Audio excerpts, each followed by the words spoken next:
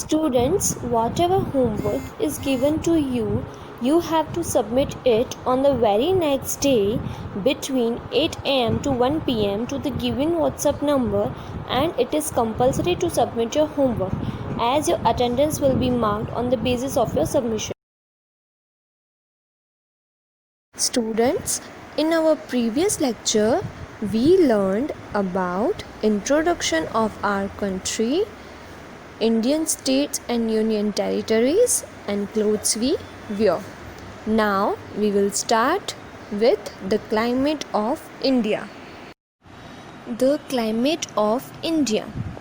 India is a vast country with different physical features like mountains, valleys, plateaus, plains, etc. These land features play a great role in determining the climate of a place. That means India एक बड़ी country है जिसमें बहुत सारे different physical features means ऐसी चीज़ें जिनको हम देख सकते हैं।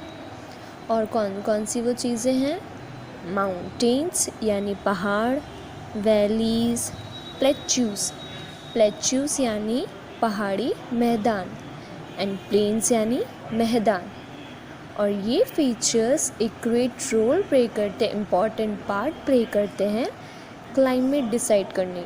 जैसे पहाड़ी इलाका होगा वहाँ पे ठंडी होगी ज़्यादा, और नॉर्मल एरिया पे सीज़न वाइज क्लाइमेट चेंज होते हैं।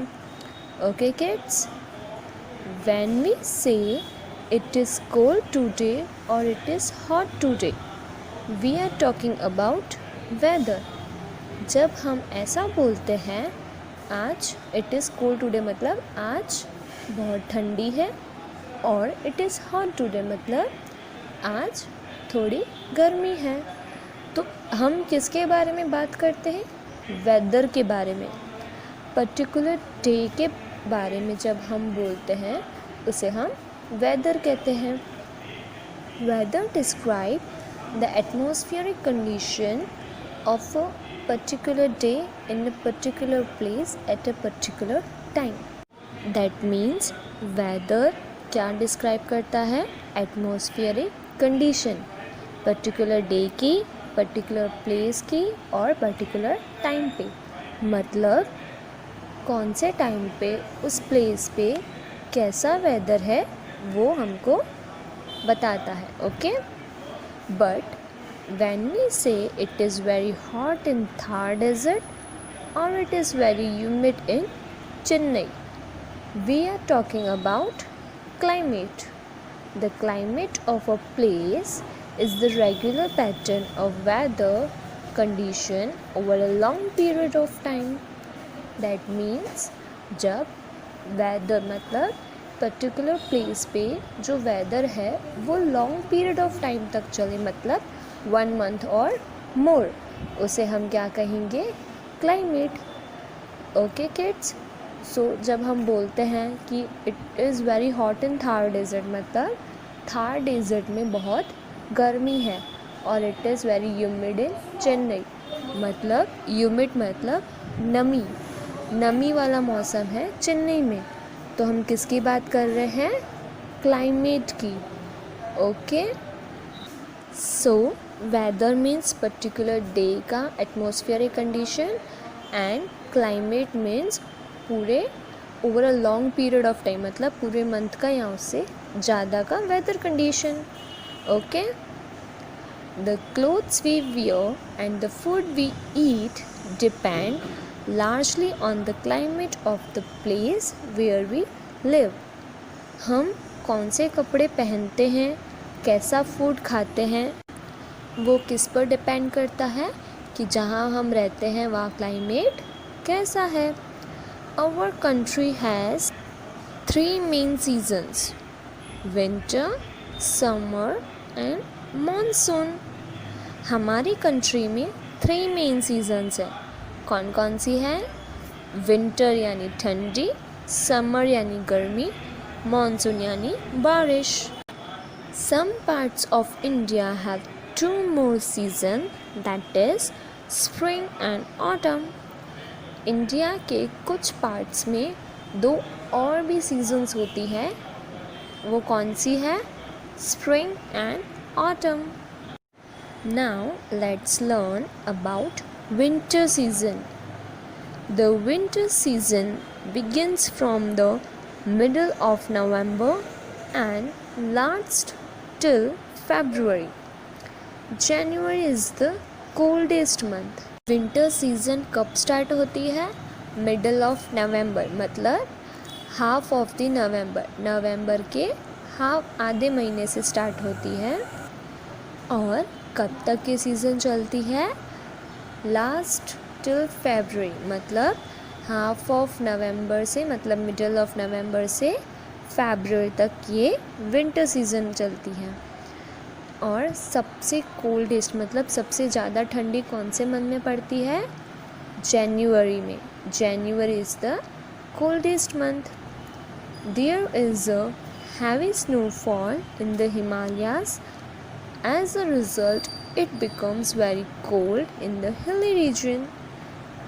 जब ठंडी का मौसम होता है तब हिमालयास वाली एरिया होती है, वहाँ पे बहुत स्नोफॉल यानी बर्फ़ गिरती है, इसलिए वो सबसे कोल्ड प्लेस होती है। But the cold decrease as we go towards south of India. During the winter months the nights are longer than the days. But ठंडी धीरे धीरे कम होती है जब हम इंडिया के साउथ पार्ट में जाते हैं, और विंटर्स में नाइट्स बड़ी होती है एंड डेज स्मॉल होते हैं, मतलब रातें बड़ी होती है और दिन छोटा होता है। Okay kids?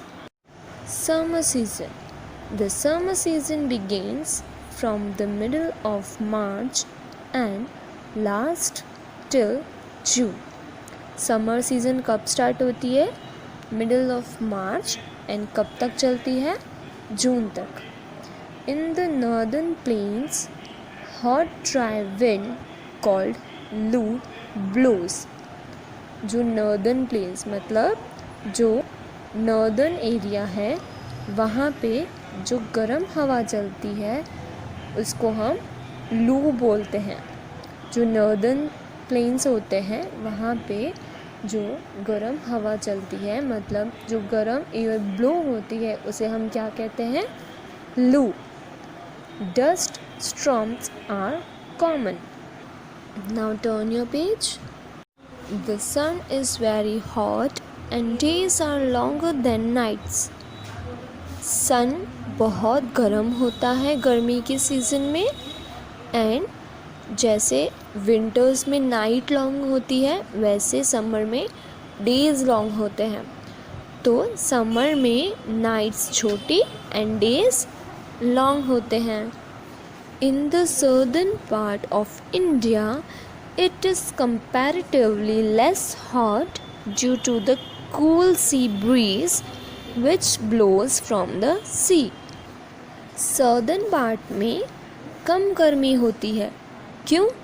क्योंकि वहाँ पे जो सी होते, समुद्र होते हैं, वहाँ से ठंडी ठंडी एयर ब्लो होती है। ठंडी हवा की वजह से वहाँ पे गर्मी का तापमान कम होता है।